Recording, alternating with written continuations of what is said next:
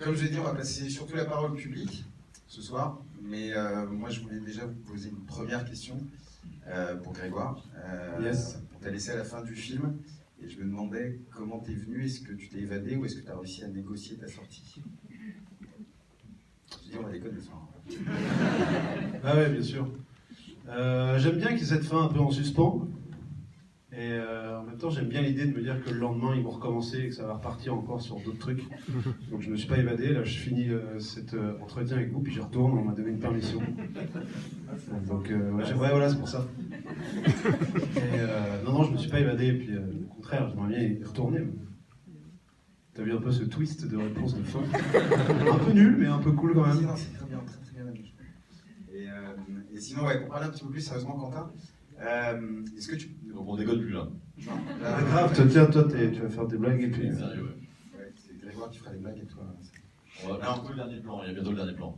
Est-ce qu'il y a un dernier plan? Ouais, oui, on va le voir, on va le voir. C'est bien, il n'y a pas besoin de son, il n'y a pas de son. Mais vas-y, ça t'empêche pas de... Ouais, c'est vrai, en plus, c'est vrai. Non, je voulais que tu parles un petit peu de l'univers du film, cette espèce d'univers qui n'existe pas, où on est dans les années 70-80, mais on n'est pas Pour vraiment... moi, on n'est jamais. Il y a Internet, il y a des téléphones à clapet, mais en même temps, les décors sont marrons comme il y a 30 ans. Pour moi, ça se passe jamais, en fait. Nulle part, jamais. Voilà. Et c'est voulu, parce que tous mes films partent du même... c'est le même principe, en fait. Je brouille les pistes de l'époque et tout ça pour offrir on a le droit de rêver un petit peu au cinéma. Non? On peut. Voilà. Ça va arriver, hein. Je peux pas meubler encore un petit peu. On va meubler, easy. Un petit côté Avengers avec... Non, j'ai parlé des gens... Ça, par exemple, je sais pas qui c'est. En plus, c'est vrai, non mais en plus, c'est vrai. Tout ça, je sais pas ce que c'est. Arnaud Borges. Arnaud Borges, mon premier producteur. C'est vrai que tu fais la météo de là. Il y a un côté comme ça, ouais. Ah oui, donc on est venu faire un spectacle gag, en fait. Il va y avoir des questions quand même de cinéphiles, rassure-moi. Ouais, écoute, je sais pas, j'espère que les gens sont en forme. Qui veut poser la première question d'ailleurs? Ah ouais, en plus, tout en haut. Allez, c'est parti.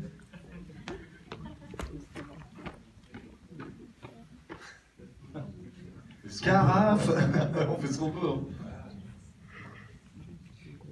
Moi j'ai une question pour la salle, est-ce qu'il y avait des rires timorés ou c'était un peu, il y avait des vagues de rire ou des vagues d'angoisse, c'était comment? Je sais pas. L'angoisse c'était clair. On a tous peur d'être coupables un jour ou l'autre. Bonsoir. Salut. Déjà pour commencer, j'ai beaucoup aimé ce film.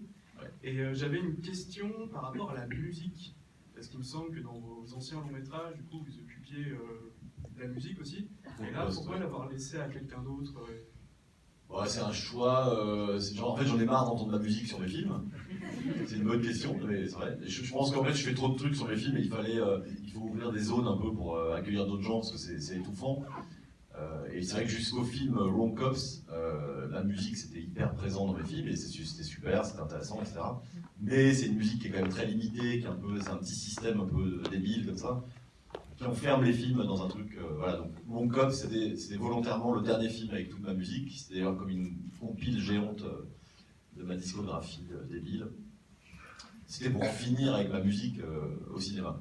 Voilà. Parce que je l'ai fait, je l'ai trop fait et ça suffit. Donc maintenant, je me régale. En réalité, j'avais pris un morceau de Philippe Glass qui accompagnait tout le film. Il y avait un seul morceau. Dans celui-là, c'est un copain, David Stank, qui a fait la musique et qui, avec qui j'ai travaillé. Mais c'est lui qui a fait la musique parce que c'est un vrai musicien. Et puis pour le prochain, ça sera encore différent. Voilà, très bonne question de Monsieur Barbe.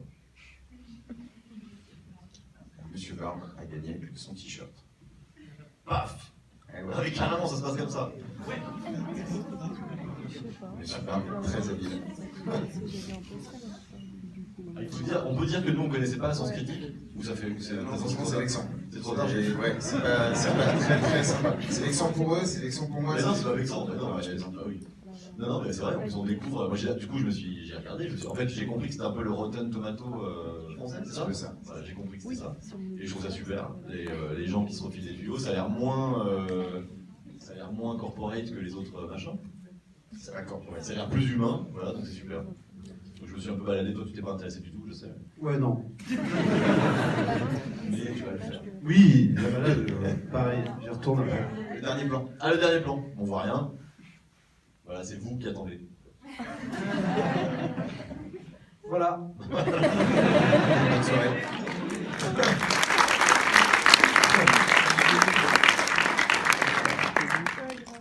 Là, c'est vraiment fini. Maintenant, on peut vraiment réfléchir. On va parler maintenant à la On connaître. peut réfléchir. Qui veut poser la prochaine question? Alors, beaucoup. Monsieur.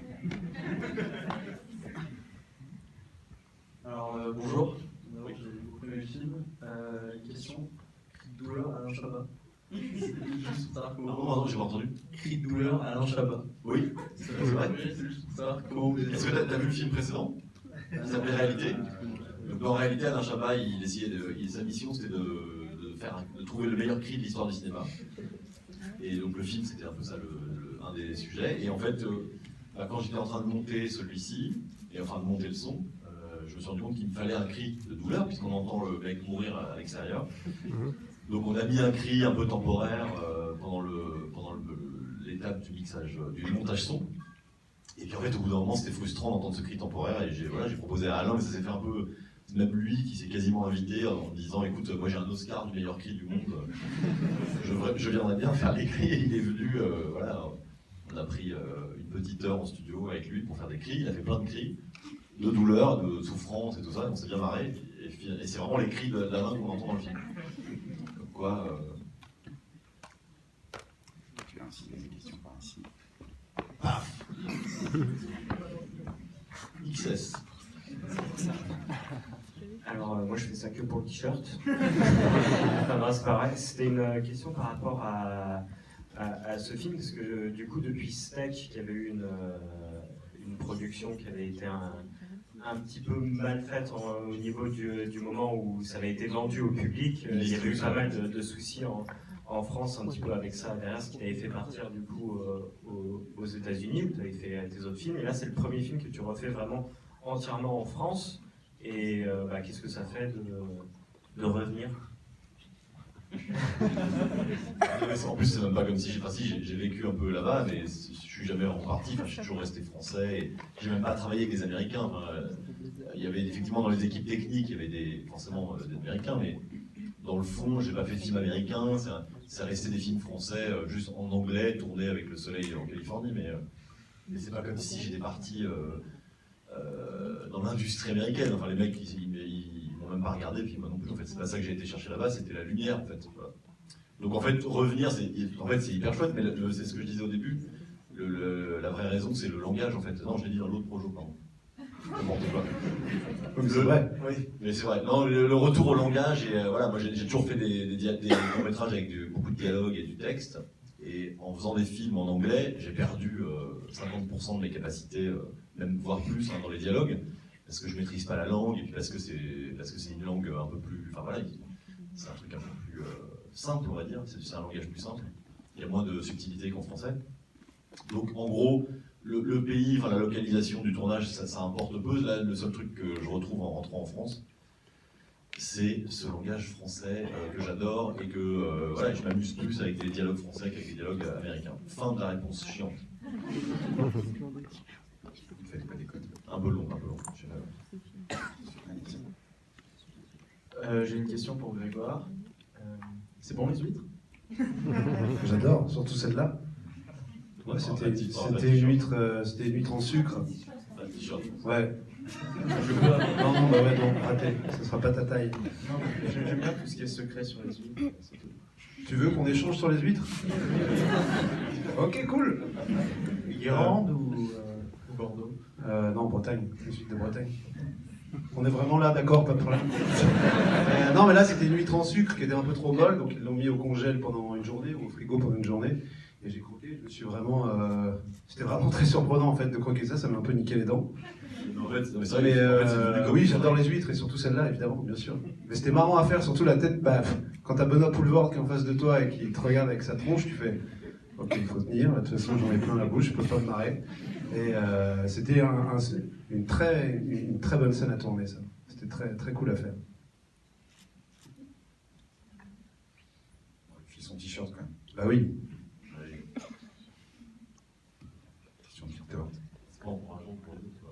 Bonsoir. J'avais juste une question, j'ai beaucoup aimé le film, j'avais juste une question, c'était pourquoi cet hommage à Peur sur la ville avec l'affiche? Je veux vraiment savoir. Ah ouais, Parce qu'en fait, Peur sur la ville, en fait, il y a tout un tas de films qui sont des références inconscientes. Faut écouter la réponse aussi. Hein. Est-ce que tu regardais le micro? Je sais pas. Non, parce que là, je te parlais à toi. En fait, c'est des influences que j'ai remarquées après coup. C'est-à-dire qu'il y a toujours des influences conscientes. Il y a plein de clins d'œil, il y a des films que j'adore, etc. Mais il y a aussi toutes ces influences de mon adolescence qui sont comme Le Magnifique, Peur sur la ville, Le Père Noël est une ordure. Et réellement, je ne me suis pas rendu compte que j'étais inspiré par ces films-là. Je m'en suis rendu compte en montant le film et en voyant le film se terminer. Et effectivement, en fait, il y a plein d'éléments qui rappellent Peur sur la ville, même si ça n'a rien à voir. Hein. Vous avez bien vu que c'est pas un film d'action. Mais il y a ce truc avec le briquet, l'œil. Voilà, c'est une scène mythique de Peur sur la ville. Je m'en suis rendu compte vraiment après coup. Je pense que c'est des scènes qui m'ont traumatisé quand j'étais jeune. Et du coup, ça ressort comme ça, en gag. C'est plutôt pas mal. Et du coup, en fait, en voyant tout ça se dessiner, puis en fait, voilà, on avait une photo de référence pour les costumes. Ah, j'ai plus de micro. C'était ennuyeux. Pour habiller Benoît, on avait une photo, c'était Belmondo dans un film, et il se trouve que, voilà, je sais pas, c'est pareil, je l'ai compris après, c'était une photo de Peur sur la ville. Donc en fait, l'un dans l'autre, je me suis dit qu'en fait, voilà, enfin c'est même pas conscient à ce point-là, en fait, c'était surtout aussi l'envie de faire une affiche classique. Voilà, je trouve les affiches très laides à notre époque, je trouve tout monstrueux. Je pense que c'est fait par des mecs qui font ça, qui en font 50 par jour, et je trouve ça très laid. Et il y a plein d'affiches très moches de nos jours, je trouve. Et moi j'avais envie d'une belle affiche classique, comme on faisait avant. Voilà, et je trouve que ça, dans le métro, je vois mon affiche, je suis hyper content, j'ai l'impression d'être il y a 30 ans avec un film classique qui sort. Voilà, c'est un petit plaisir perso. Voilà. Bonsoir. Vous en parliez, Grégoire, le fait d'être en face de Benoît Poelvoorde qui fait des têtes, mais même vous, Quentin, en écrivant, est-ce que vous n'avez pas une vraie peur des fous rires sur le tournage? Peur que juste ça puisse dégénérer pendant qu'on tourne une scène, étant donné que c'est très pince sans rire quand même. Je laisserais dire non, parce qu'en fait c'est pas ce genre de film où on part en live et on fait ce qu'on veut. C'est un film hyper réglé. En fait, les dialogues sont, voilà, parfois on faisait des plans de 3 minutes avec des dialogues hyper précis. Donc en fait, tout le monde est tellement concentré qu'il n'y a pas vraiment de place à éclater de rire. Il n'y a pas de surprise en fait, puisque c'est des mécaniques. Je ne vais pas tuer la magie, mais bon, c'est des trucs qu'on répète peut-être 20 fois, enfin, on les tourne 20, 30 fois parfois pour obtenir la mécanique parfaite. Du coup, il y a peut-être eu des fous rires nerveux, mais comme sur n'importe quel plateau pourri, en fait, parce que des fois on est fatigué, parce que des fois, je sais pas quoi, on voit le string d'un mec et ça nous fait marrer. Il y a eu un moment où quand Benoît il renifle le briquet, il dit que ça pue le porc-floré. Oui, c'est vrai. Il faisait quand même des petits ouh un peu différents à chaque fois. Et ça, c'est vrai que pour tenir, c'est quand même très compliqué. Waouh! Il a bloqué une demi-heure sur ça. Ouais. Moi, j'avoue que ça, j'ai particulièrement aimé quand il faisait ça. Donc oui, c'est sûr, ça arrivait, mais comme dit Quentin, tout était vraiment. Mais en fait, ça fait pas peur. Voilà, j'imagine qu'il y a d'autres films où, avec des mecs comme Benoît, si tu les lâches un peu, voilà, je pense que ça peut vite dégénérer et être très drôle, effectivement, parce que Benoît, il est très très drôle dans la vie. Mais là, on était tous, c'était très studio, quoi, comme c'est un tournage très studio. Voilà, désolé.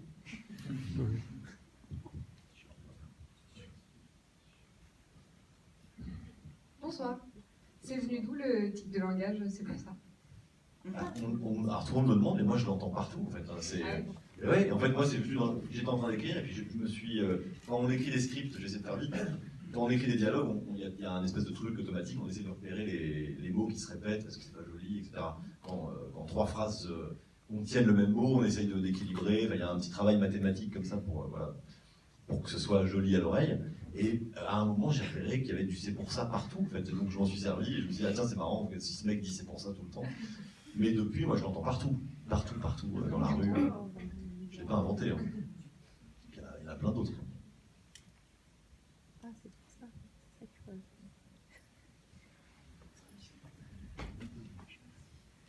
Bonsoir. Hop, je suis là. Je voulais savoir, du coup, c'est vrai que la majorité de vos films ont été faits en Amérique. Et est-ce que dès l'écriture au poste a été pensé pour la France? Et est-ce que du coup, Benoît et Grégoire, c'est une rencontre pour le film? Ou ça s'est fait ultérieurement dans les circonstances? Ouais, c'était un peu, j'ai un peu déjà répondu. Oui, c'est pour ça. Mais Benoît, non, non mais après on monte un... Oui, en tout cas, j'ai pas écrit ce film en pensant le traduire. C'est-à-dire que c'était une certitude. J'écrivais un film de dialogue en français. Il n'y avait pas de question là-dessus. Et puis Grégoire, c'est le premier que j'ai contacté, en fait. Et puis il a embarqué très vite sur le... Je réponds pour toi, hein, sur le scénario. Il connaissait pas mes films. Il a lu le script et on s'est bien entendu. Et puis voilà. Et puis après j'ai monté le casting comme on fait. Et puis voilà. Après ça prend un peu de temps. Il y a les calendriers, il y a les machins. Mais globalement, voilà, j'ai réussi à avoir les gens à la lecture du script. Benoît, c'est pareil. Il connaissait vaguement mon film Rubber, mais je pense qu'il a regardé les 5 premières minutes, quoi. Tout le monde. Et en fait, voilà, il connaissait que ça. Il voyait vaguement de quoi il s'agissait, puis il a lu le script et il a vendu comme ça, voilà, globalement. Allez, des meufs. Question de meufs pour Grégoire.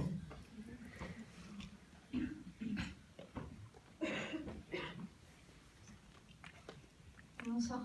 Ma question n'est pas pour Grégoire. Tout va bien, t'inquiète.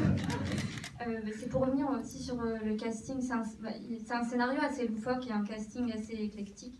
Et est-ce qu'on vend le film de la même façon à un Benoît Poelvoorde qu'à une Anaïs de Moustier, par exemple? Oui, en fait, c'est le script. Sincèrement, il n'y a aucune façon de vendre un film comme ça. En fait, moi, je me retrouve avec ces comédiens dans des cafés et je n'ai rien à leur dire d'autre que voilà, j'ai travaillé, j'ai écrit un script. Voilà, c'est vraiment, moi, je fonctionne comme ça, en fait. Plutôt que de vendre une idée et puis d'aller l'écrire et de revenir 3 mois plus tard ou 6 mois plus tard, moi, je donne un script qui est déjà travaillé. Comme ça, c'est oui ou non, et voilà, ça leur plaît ou ça leur plaît pas, mais il n'y a pas de discours autour, en fait. Il n'y a aucune façon de vendre. Voilà, le script, c'est le meilleur vendeur, quoi.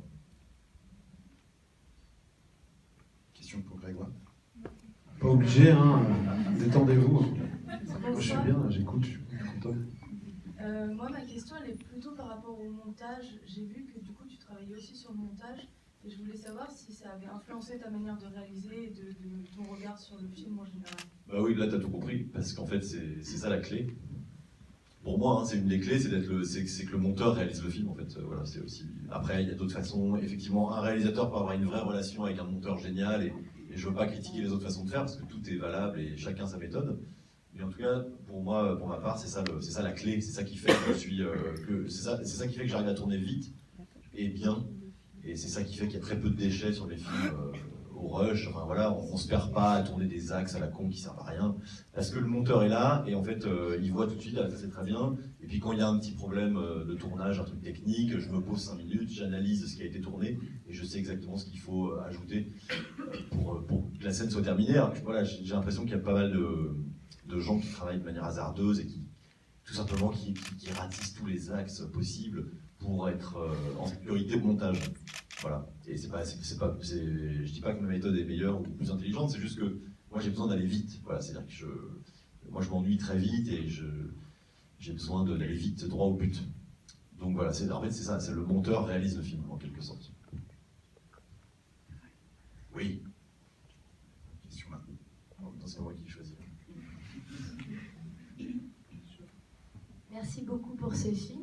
Alors, je viens de me faire un peu griller ma place, mais je voulais savoir, vous avez monté sur quoi comme logiciel? Après, un outil, c'est un outil, hein, tu sais, je comprends ta question, mais j'ai monté sur Final Cut 7, parce que, comme une vieille dame, j'ai mes habitudes. Et depuis j'ai quitté ce logiciel qui est désuet, je m'en suis rendu compte, maintenant je suis sur Premiere, et je me rends compte qu'il y a eu une évolution. Mais finalement, tu sais, il y a 3, tu coupes, tu colles, tu tires, enfin, un logiciel, c'est un logiciel, et c'est pareil pour la musique, et c'est pareil pour tout. En fait, l'outil, c'est vraiment rien, c'est le mec qui utilise l'outil. Voilà, mais bon, Final Cut 7, j'avoue que c'est un peu lent. Il y a quand même que des amateurs de montage, là. Quand tu as dit Final Cut 7, il y a eu... Non, ouais, d'accord. Ouais, d'accord. Ils m'ont jugé, il y a eu un petit jugement. J'ai été jugé. Ouais, tu montes sur quoi, toi? Vas-y. Pas trop le choix, on doit tester un peu tout. Hein. Et donc, quel est ton préféré? En fait, on n'a pas réellement préféré, on est obligé d'utiliser un logiciel selon un client, généralement. Ah bon? Moi, généralement, c'est ça, mais j'aime bien Avid, je suis de la vieille école. Oh là là. Oh là là. Laisse tomber, quoi. Ok, suivant. N'importe quoi. Ah, vide. Tomber sur la tête, quoi. On va changer un peu de côté. Bêche, t'es là? Je te vois pas. Non, il n'y a pas Bêche. Il n'est pas là, Bêche. Là, c'est un copain de Bêche, mais il n'est pas là, visiblement. Bonjour. C'est où, pardon? Là. Ah, pardon, excuse-moi. Ce serait juste une question en fait sur les différents, enfin sur ta filmographie. Souvent en fait, je retiens des personnages récurrents comme souvent le Bernet, mais là c'est joué par Grégoire. Avant c'est Alain Chabat dans Réalité, même dans Wrong ou dans Rubber, il y a toujours quelqu'un qui suit l'histoire comme le spectateur. Il y a toujours quelqu'un qui fait croire qu'il maîtrise l'histoire alors qu'il est berné. Et toujours des personnages secondaires mais qui paraissent complètement un petit peu fucked up, entre guillemets, comme dans Réalité, le mec qui réalise son film, en fait, il s'enfilme dans un film, ou enfin, voilà. Ce serait juste pour savoir, en fait, si quand tu écris un film, tu suis toujours, en fait, tu mets les archétypes de personnages, si ça te revient plus rapidement, ou dans tes scénarios, s'il y a des trucs comme ça, ou quoi. Non, moi j'ai une façon. Après, c'est très compliqué à résumer, mais la technique d'écriture elle est très simple, elle évolue. En même temps, c'est jamais la même chose. Il y a des films tu vois, que je peux écrire très vite. Je sais pas comment répondre à ta question. Je suis désolé si tu as l'impression que c'est toujours la même chose. Mais en fait, j'ai pas une grille. Je me tiens pas à une grille en me disant bon, il faut ce personnage-là à chaque fois, etc. Non, c'est plutôt voilà, c'est très spontané. Après, dans la construction, c'est vrai que je passe beaucoup de temps à construire et à fabriquer une logique, mais le choix des personnages, je me suis rendu compte récemment que c'est vrai que j'aimais bien martyriser à chaque fois au moins un mec. Là, en l'occurrence, c'est Grégoire qui se retrouve chez les fous et qui est un peu lui, il est un peu au premier degré, il représente un peu le spectateur qui découvre, et il est entouré de zinzin en fait. C'est beaucoup plus simple que ce que tu crois, je pense, la conception de mes films. Sinon, j'avais une deuxième question, vite fait, c'est juste... Le t-shirt, bam. Ouais. C'est rapide, c'est pour un pote. Ok. En fait, à chaque fois, tu vas voir des acteurs assez populaires français, par exemple Eric Judor, Alain Chabat, La Sépulvorde, même Grégoire Ludig. Et tu les apprends rarement, enfin même jamais. T'as envie d'essayer des acteurs ou c'est quoi en fait? Comme des motos, ouais. Ouais, c'est ça. T'as envie d'essayer des acteurs. Il répond bien celui-là. Ouais, c'est bon. Putain, la vache, ouais. Non, mais en fait, il y a plusieurs aspects. C'est que déjà, je vais être très cru, hein, mais il faut financer les films. Donc il faut rassurer les gens qui financent les films. Donc il faut leur donner des noms un peu flamboyants. Après, au sein des noms flamboyants en France, c'est vrai que voilà, il faut faire attention parce qu'il y a des zones dangereuses. C'est bien dit, ouais. Mais non, moi j'adore mélanger en fait les familles de comédiens. Tu vois, ils ont ce truc, c'est marrant. Après, il n'y a que le t-shirt qui compte, ils n'écoutent plus la réponse.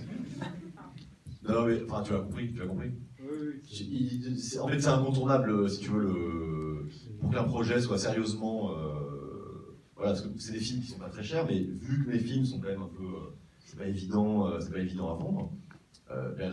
Là, ici, clairement, la présence des deux principaux, c'est un truc qui est hyper rassurant pour les gens qui financent et qui est hyper excitant pour moi parce que je me retrouve avec deux Rolls-Royce qui sont quand même des mecs de très haut niveau, quoi. Et c'est pareil pour un Alain Chabat, en fait, au-delà de la dimension financement qui finalement est pas ça reste quand même des films compliqués à monter, hein, ça se fait pas comme ça, hein, voilà. Mais pour moi, la présence d'un Chabat sur le plateau, pour reprendre ton expression d'essayer des motos, c'est un truc génial. Je me fais plaisir avec une très très belle moto qui marche très très bien et qui en plus me faisait rêver quand j'étais petit. Je voyais des images de cette moto. J'avais des posters de cette moto dans ma chambre. Fais gaffe, tu l'as lancé sur les motos, c'est chaud. Je peux plus m'arrêter. Voilà, en fait, je travaille avec des gens que j'admire et qui me font rire et que je trouve talentueux. Il n'y a jamais de mauvais choix. Voilà, j'en suis pas là encore. On en parle dans 10 ans quand je serai obligé de faire des films avec bip. Bonsoir, merci beaucoup pour le film. Vous l'avez dit vous-même, vous avez un style de cinéma un peu particulier. Comment? Mais non, j'ai pas dit ça, mais vas-y. Non, vous avez dit que c'était difficile à produire parce que c'est un cinéma qui est particulier, qui est un peu une anomalie dans le cinéma français d'aujourd'hui. Et j'aimerais justement avoir votre avis sur ce cinéma français actuel et voilà votre avis à tous les deux sur ce cinéma d'aujourd'hui qu'on a. Tu veux y aller? Vas-y. Non, mais après, c'est comme dire les filles c'est comme ci, les garçons c'est comme ça. Parler du cinéma français en général, c'est hyper. Parce qu'il y a quand même plein de gens qui ont des talents, il y a plein de films que je vois pas, il y a plein de jeunes auteurs que j'ai pas encore découverts. Il y a tout un tas de trucs qui se passent. Je sais que par exemple, il y a des nouveaux films de genre français qui existent. J'ai pas le temps de les regarder, ou alors ça m'intéresse plus, mais en tout cas, ça se trouve, il y a plein de talents là-dedans et j'en sais rien, donc je pourrais pas faire un commentaire global sur le cinéma français, ce serait pas terrible, ce serait un peu grossier, quoi. Mais en gros, comment on pourrait dire, parlons de la comédie peut-être, on peut retirer sur la comédie, parce qu'en fait, c'est un genre qui est visible. Effectivement, ça tourne un peu en rond, et moi, il y a une nouvelle donne qui m'agace un peu en ce moment, c'est la vulgarité. Je trouve que, voilà, il y a une petite obsession pour les trucs vulgaires et crades, et je pense que ça vient de certaines comédies américaines. Voilà, pour faire un commentaire sur la comédie française, je trouve, après c'est pas valable pour toutes les comédies françaises, hein, j'ai pas envie de critiquer et tout, il y a une zone de comédie française où, en fait, la vulgarité me débecte et me fait détester les films. Voilà. Mais sinon, je crois que le cinéma français se porte très bien, et moi, je suis plutôt hyper content d'être un alien dans le cinéma français, hein, plutôt qu'un mec dans la masse, quoi. Vas-y, Grégy. Oui, non, mais je te rejoins surtout sur la comédie. Le cinéma français, c'est trop vaste pour en avoir un jugement trop précis. Les comédies, oui, bah regarde, nous, on essaye de faire des comédies aussi, on essaye de faire des sketchs, on essaye d'essayer d'être drôle. Je dis bien essayer, hein. Je sais pas, oui, c'est vrai qu'il y a un truc, on se dit avec David, je parle aussi en son nom, et d'ailleurs, c'est dédicace à David, voilà, c'est gratos. On est un peu, quand on regarde les comédies qu'il y a, certaines, on se dit c'est que sur la situation, c'est que sur la vanne, et il y a peu de... Enfin, pardon, sur les paroles et sur les dialogues un peu punchline, on voit tout dans la bande-annonce, et après on voit le film, on fait, bon, il n'y a rien de nouveau, et puis c'est un peu mal joué. Ça fait un peu prétentieux de dire ça, mais je veux juste dire que l'accent n'est plus mis sur le jeu, c'est vraiment la situation, le gag, comme tu dis, c'est là que je te rejoins, le côté un peu facile, trash, vulgaire, histoire de faire marrer. Je trouve ça un peu fastoche, donc c'est pour ça que c'est bien de voir d'autres films comme celui-là, comme plein d'autres d'ailleurs. Voilà. Si je peux d'ajouter, c'est que en fait, on fait des films beaucoup sur la déconne, en fait. Où en fait, c'est des comédies, ça vient un peu, je pense, de la génération Canal+, enfin, c'est les restes de la fin de l'esprit Canal+, où en fait, on n'est plus dans la comédie, c'est plus comme Louis de Funès et je sais pas qui, enfin, Jean Carmet et tous ces mecs-là qui étaient des comédiens et qui jouaient de manière solide. Maintenant, c'est un peu de la déconne, en fait. C'est un peu...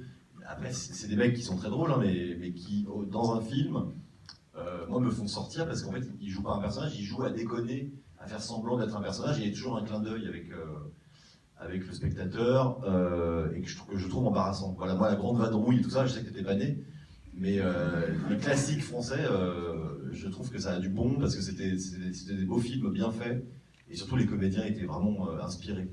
Peut-être que ça manque d'inspiration, en fait, plutôt qu'on va pas allumer tout le monde, mais moi, je me marre très rarement au cinéma en France. Voilà. Je savais pas que ça allait être si chiant, la réponse. Une question ici. J'imagine que vous parliez des films sur les enterrements des garçons. Non, je sais pas à quoi tu fais allusion. C'est très ressemblant. Bon, c'est quoi, c'est quel film? Budapest. Je dirais pas le nom, mais un film qui se passe en Hongrie. Ah ouais, Bucarest. Il n'est pas sorti encore celui-là. Il n'est pas sorti, hein, ouais. Non. Budapest, oui, Bucarest, non. Non, mais ça, je l'ai pas vu, mais effectivement, il y a des films, il y a cette donne dans les films. C'était pas ma question, c'était juste. Ah, vas-y. J'ai une toute petite chose que je voulais savoir, c'est en combien de jours vous l'avez tourné. Et la deuxième chose, c'est quoi votre délire avec les infirmes?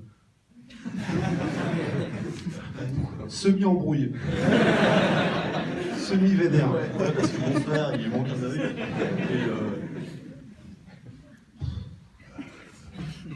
C'est deux questions complètement pour rien à voir. Combien de temps t'as mis à tourner et c'est quoi ton problème avec les le burger de la mort. Ouais. Eh bien, alors on avait 5 semaines pour le tourner, donc 5 fois 5 jours. Et comme on est hyper doué, on a tourné en 23, on a fini en 23 jours. parce qu'on était en forme et que ça c'est sympa. On a économisé de l'argent parce que c'est quand même rarissime sur un plateau. Et j'ai pas de délire avec les infirmes, c'est comment t'expliquer en fait voilà, il y a un truc qui me fait marrer là-dedans. Un personnage avec un œil en moins, c'est dur à expliquer. Après, tu vois, je vais pas mais j'ai pas... tu penses quoi? Tu penserais aussi à Eric dans Rom-Com, c'est ça, avec Kevin Boss? En fait, j'ai pas vu les autres. Si, à part Robert, mais... Il n'y a pas d'infirme dans Robert. Oui, oui. Non, c'était pas... Je te demande pas de te justifier, c'est pourquoi... En plus, je peux pas. Non, pourquoi, je sais pas, le délire de la fumée qui sort du poumon, tout ça, là, ça fait partie de l'univers au final. Non mais pourquoi, c'est une très mauvaise question. Il faut que tu saches qu'une question qui commence par pourquoi, c'est, tu vois, pourquoi t'as mis une casquette ce matin, tu sais pas.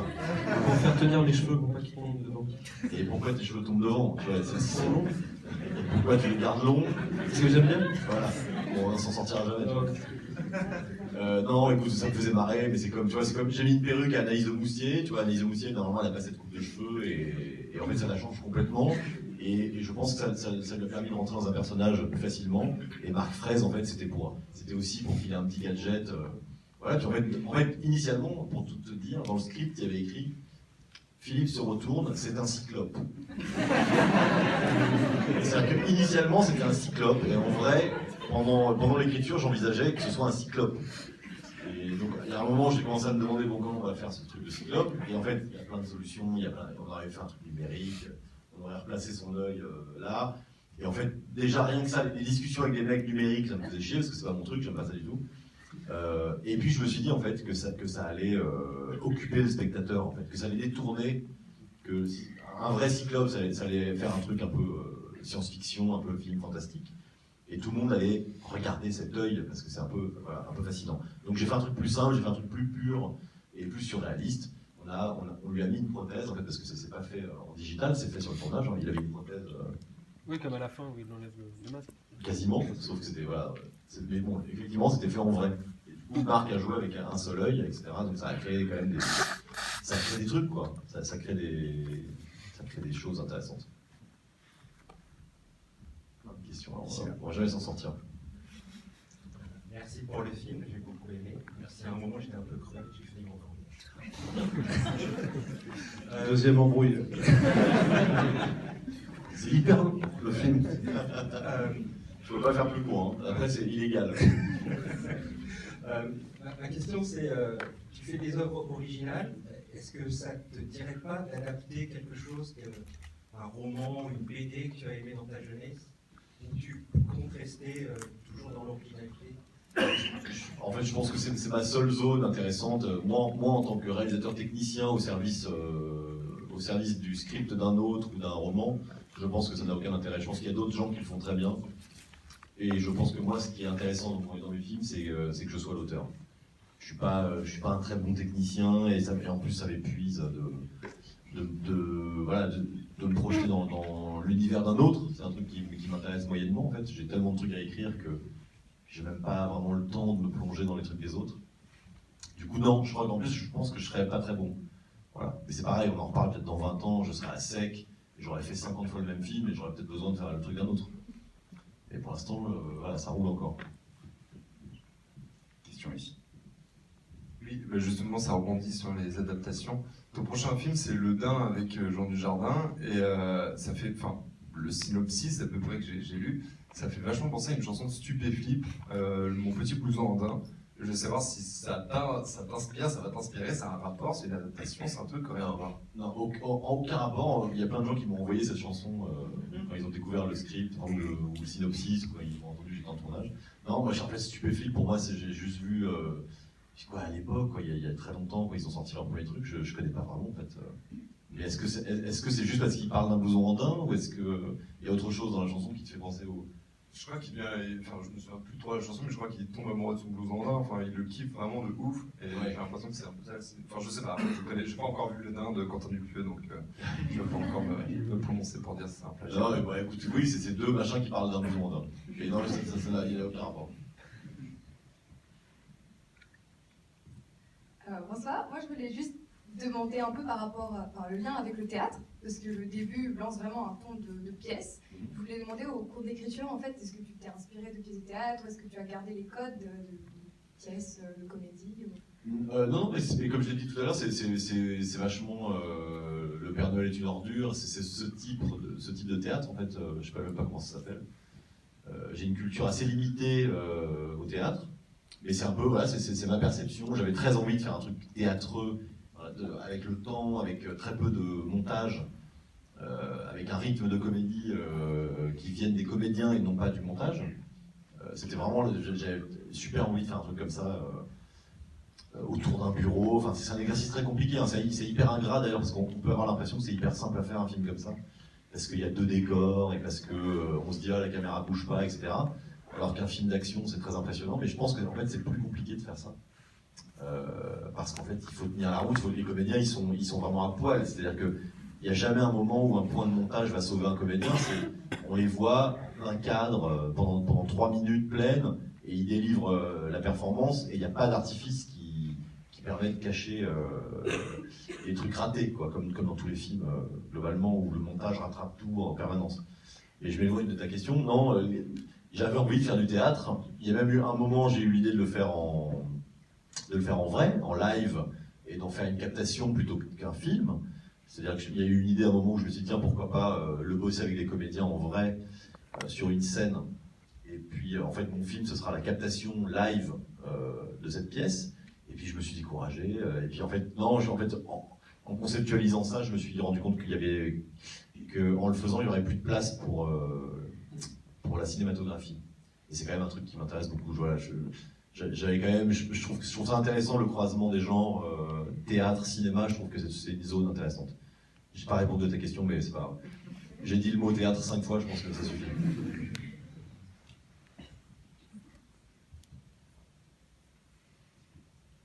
Bonsoir. Moi j'avais juste une question, c'était par rapport justement à l'ensemble, à l'atmosphère, etc. du film. Ça m'a fait vachement penser à Garde à vue, avec Ventura, où en fait, pour moi c'est un peu l'alter ego, sauf que le film là est complètement fou, pas dramatique.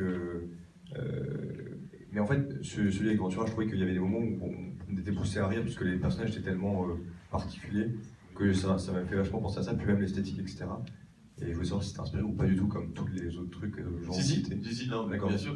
Mais en fait, plus comme un fantasme de film, parce que je ne l'ai pas revu, et je ne me suis pas documenté, je n'ai pas commencé à me dire, tiens, je vais l'adapter, parce qu'en fait, c'est ni une parodie, ni inspiré d'eux. C'est juste, j'ai voulu reprendre ce code du huis clos interrogatoire de police.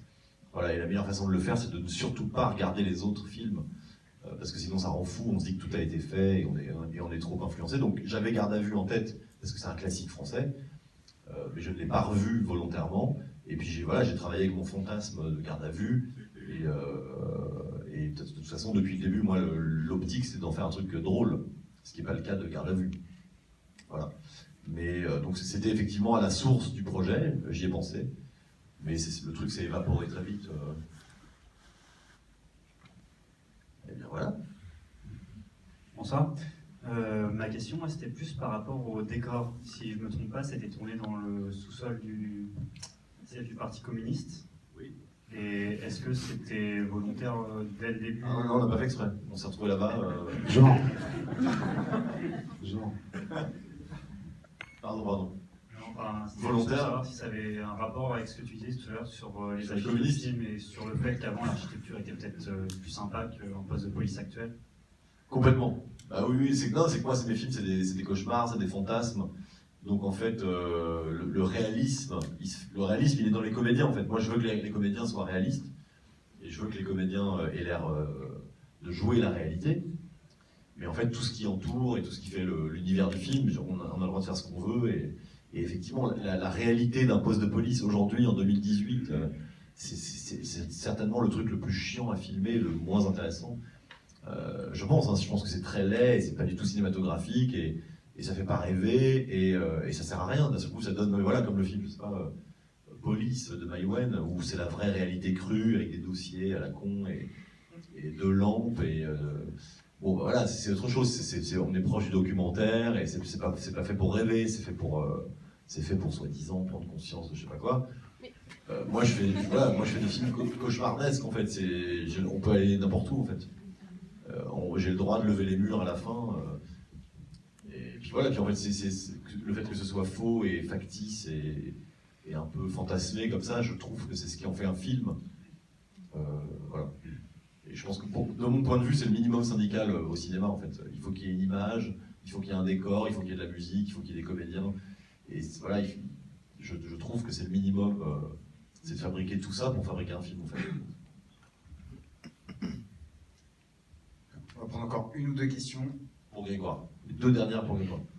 C'est ton film, Quentin, je suis là pour toi. Bonsoir, tout va bien. Non, j'avais juste envie de vous demander si, en écrivant vos films, vous aviez la réponse aux questions que vous posez, que le spectateur se pose. Alors non, parce qu'en fait, je ne sais pas du tout. Enfin, je pense que tout le monde voit le film différemment, ça c'est une certitude. Un film comme ça, avec des portes ouvertes, eh bien chacun le regarde comme il veut. Et je pense que les questions que tu te poses, c'est pas les mêmes que n'importe qui. En vrai, donc voilà. En fait, quand tu prends le parti de laisser des portes ouvertes, c'est chacun son truc, chacun sa merde en fait. Et chacun voit le film et chacun l'accepte ou pas. Et tu as le droit aussi toi d'inventer des trucs dans ta tête. Moi, j'ai mes réponses et elles me regardent et puis elles sont même pas hyper intéressantes en fait. Mais effectivement, il n'y a rien qui est laissé au hasard et je suis pas là à faire du n'importe quoi ou je sais pas quoi. Il y a une logique, c'est construit, mais mon explication elle n'est pas intéressante. Ce qui est intéressant, c'est ce qui se passe dans la tête du spectateur et c'est ça qui est chouette au cinéma. Plutôt que d'avoir un mec qui te dit il faut penser ça, il faut que tu comprennes ça, et c'est ça que tu dois comprendre à la fin, eh bien voilà, moi je laisse des portes ouvertes parce que je trouve ça plus chouette. Oui, bien sûr. Et du coup, vous écrivez autour de cette réponse et pas, vous ne l'apportez pas après dans votre tête en complément à ce que vous avez écrit comme comédie absurde, quoi. Pardon, tu peux répéter ?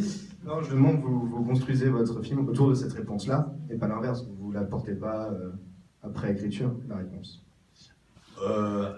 Comment ? Non, si, parce qu'au montage, des fois, pas sur un film comme celui-là, parce que celui-là, il y avait une écriture hyper rigoureuse, parce que c'est une structure de théâtre, etc. Donc il n'y a pas eu de changement de narration au montage. Mais par contre, ça arrive très souvent au montage de réécrire quelque chose. C'est bien connu, le montage, tu peux réécrire le film. Donc ici, non, mais parfois oui. Et puis en fait tu sais, moi j'aime bien ne pas appeler un chat, en fait. Donc en fait, quand tu as envie de montrer un chat, j'essaie, moi, généralement, de ne pas montrer un chat. Voilà, ça peut paraître très con, mais je fonctionne comme ça. T'as compris ?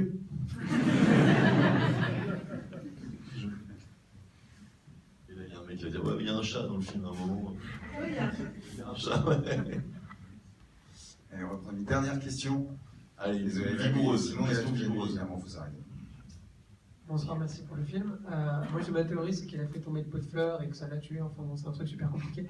Bref, on s'en fiche. J'ai bien aimé toutes les parties avec les horloges, par exemple, qui tournent, des choses comme ça. Et je voulais savoir si bricoler des objets comme ça ou les faire utiliser les objets comme ça en fait pour évoquer le rêve, en l'occurrence, quelque chose.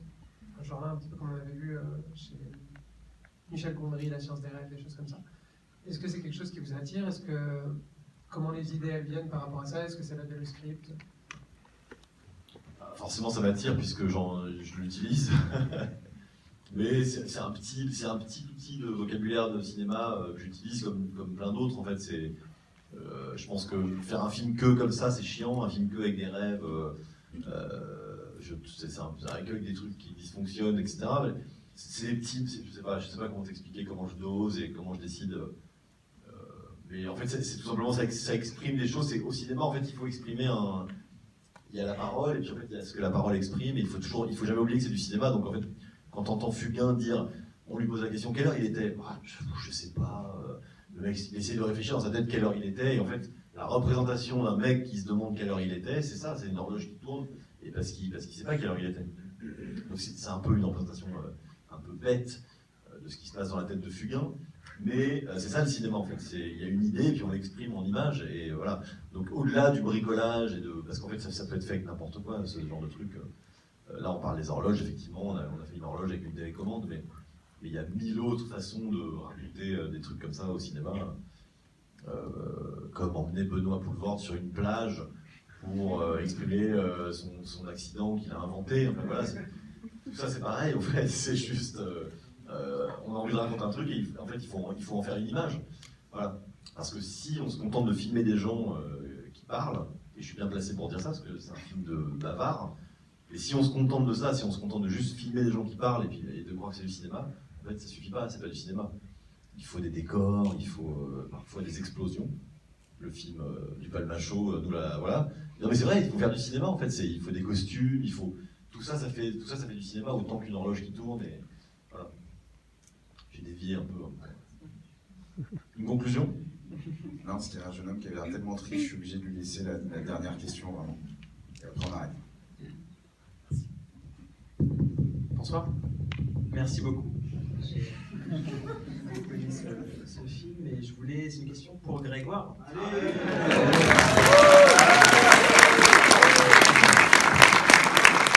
Merci à tous. Vraiment ravi d'être là. Pardon, excusez. Durant ces 23 jours de tournage, quelle scène ou quelle journée a été la plus difficile Je crois que c'était la première. La première journée où on cherchait un peu les persos, un peu, parce qu'on avait fait une ou deux lectures avant avec Benoît.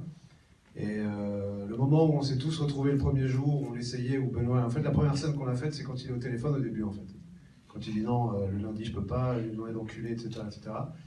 On cherchait comment amener ça, comment amener un vrai moment quotidien, au final, dans une situation qui est peu quotidienne. C'est quand même pas tous les jours qu'on va qu'on se fait interroger par un policier. Donc voilà, je pense que Quentin cherchait, nous on cherchait aussi, donc c'était un peu compliqué de trouver nos personnages. Et du coup, le lendemain, le mardi matin, on est arrivé, Quentin a dit « Ok, ce qu'on a fait hier matin, on va le retourner. » Ah cool, pourquoi? C'était nul. Tes vieilles névroses de comédien pourri. Mais au final, Quentin s'est très bien expliqué, on cherchait, et c'est vrai que le premier jour, on était tous un peu anxieux. Et après, Quentin sait exactement ce qu'il veut, ce qu'il disait tout à l'heure, tout est hyper écrit. Et puis avec Benoît Poulvord qui roule à 180, je reviens sur la moto, tout ça. C'est pour ça. C'est hyper, ça va vite en fait après. Mais le premier jour, c'est vrai qu'il y avait un peu d'anxiété, mais qui a vite été balayé en fait. On cherchait le film en fait. Exactement. En fait, ce qu'il faut savoir en vrai, c'est que cette scène, imaginez cette scène, c'est un mec au téléphone qui fait semblant d'être au téléphone et qui dit oui, lundi je peux pas, non, mon mardi j'ai dentiste. C'est d'une banalité affligeante. Et l'autre en face, il dit hey, j'ai faim. Si on le travaille pas un tout petit peu, c'est le plus mauvais film du monde. Non mais c'est nul. Imagine-le nul. Ça peut être complètement. Désolé, j'ai faim. Ouais. Cut. On en revient tout à l'heure. Lundi, non, je peux pas. C'est une catastrophe. Donc en fait, c'était ça. L'anxiété venait de là, c'est qu'il fallait trouver. Et en fait, et ça se joue c'est le timing. C'est là le génie des comédiens, il est là. C'est qu'en fait, tout est dans le timing. Et je le répète partout. Et en fait, c'est vrai, c'est que au montage. Et c'est valable pour toutes les scènes, j'ai gardé le timing des comédiens. C'est-à-dire que j'ai gardé leur tempo de dialogue. Il n'y a aucun moment où j'ai accéléré des répliques, où j'ai coupé, ou même fait l'inverse. J'ai gardé rigoureusement le tempo, le rythme, la mécanique des comédiens parce qu'elle était excellente et elle était réelle. Et c'est ça qui fait que des petits moments à la con comme ça entre un mec qui a faim et l'autre qui dit lundi je peux pas. Et ben en fait, en le travaillant, ça devient une scène que moi je trouve hilarante et hyper juste, quoi. Alors que ça peut être une catastrophe, d'où notre anxiété. Ouais, exactement. On peut avoir un t-shirt quand même, parce que c'est une question pour moi. Donc, désolé, mon vieux. Alors, à la sortie, tu vas voir la jeune femme là-bas. Bien joué. On a une jeune femme à la place. C'était ça l'idée en fait. Je choisis. J'ai bien démerdé mon salaud. Pareil qu'une jeune femme. En moto. On est content. Ouais, non, juste pour conclure, je voulais dire que ça nous a fait vraiment très très plaisir de vous avoir ce soir. Vous êtes deux personnalités dont les œuvres sont hyper populaires sur Sens Critique. Et donc voilà, c'est un vrai bonheur. On sait même pas tout ça, nous. Ouais, maintenant tu le sauras. Et donc voilà, c'est un très beau cadeau que vous avez fait. Le Palmacho, ils existent avec leur film ou avec tout le. Max et Léon est très très bien noté aussi. Ah, génial. Super, merci beaucoup. Non, de vrai, merci beaucoup. Donc merci à vous surtout d'être là. Merci beaucoup.